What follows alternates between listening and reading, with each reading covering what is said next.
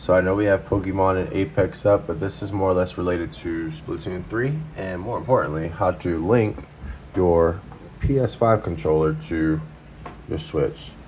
So without a further ado, let's go. You don't know me, but I know you. I want to play a game.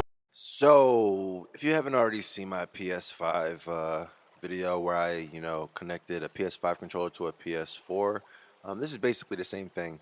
We're going to be using this May flash drive so that we can connect this PS5 controller to the Switch. Now, with that, before plugging anything into this computer, you got to understand that you got to update the firmware first. So, let's take this Switch out of its dock, put it somewhere else, and go on to Mayflash. So we're going to Google this. We're going to pick the first link. And when we pick the first link, it's going to bring us to the actual website.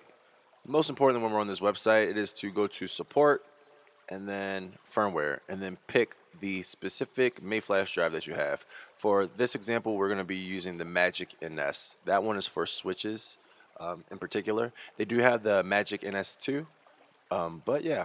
We're going to pick the latest firmware, and then from there, we're going to install it. Now, hold up. When it comes to updating the firmware, you have to understand this. You have to download the firmware first. Then you have to open up the firmware, or the actual file. And then from there, when you plug the drive into the USB port, you have to hold down the button on the side the entire time for the software to recognize the drive. If you don't do this, you're going to run into issues, and ultimately it's going to come down to where you just got to hold the button and just wait, like I said. Afterwards, we're going to grab our switch dock, and we're going to locate the two USB ports on the side. On the LED model, it's only on but one side, so you pick one of these two. From there, we're going to plug the drive in after it's been updated, and just know it's not going to have any power until we dock our switch. And then after we dock our switch and we deliver power to the dock, the actual Mayflash drive will turn on. Boom. Blue lights for us, so you know it's working. From here, we have to make sure that we hold down this button for 3 seconds to change throughout the inputs. The goal when using a PS5 controller is to change the input to where it's a flashing red light. Once it's a flashing red light, you know that you got it correct. Now we can connect our PS5 controller to the Mayflash drive. From here, we're going to press the button to start the sync. You're going to start seeing it flash rapidly. From there, you have to press the PlayStation button and the share button at the same time so that you can sync the controller with the Mayflash drive. Once you see it go from blinking to glowing solid, you know that it's been connected. And then, just for an example, you'll see it pop up as a Pro controller, and you'll be able to scroll through each one of the options just like on a normal Pro controller or, on the Joy-Cons.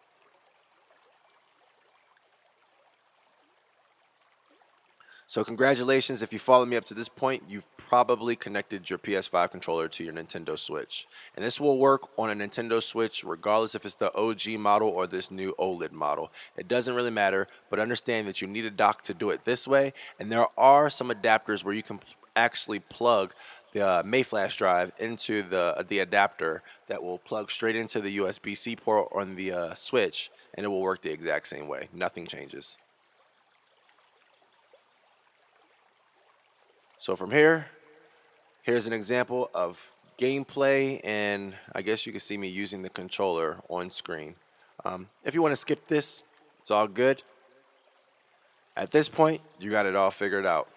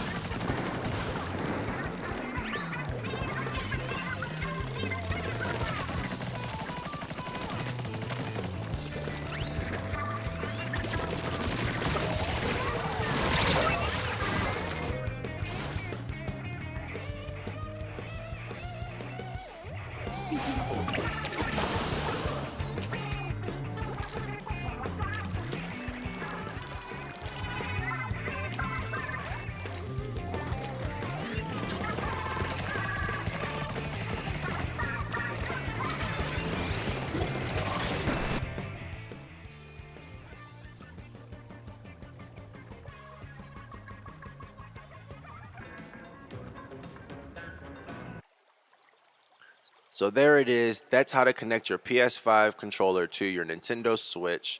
And I find that it's best for us adults who have the bigger hands. It's kind of hard holding the Joy-Cons. And Pro controllers, well, You don't know me, but I know you. I want to play a game.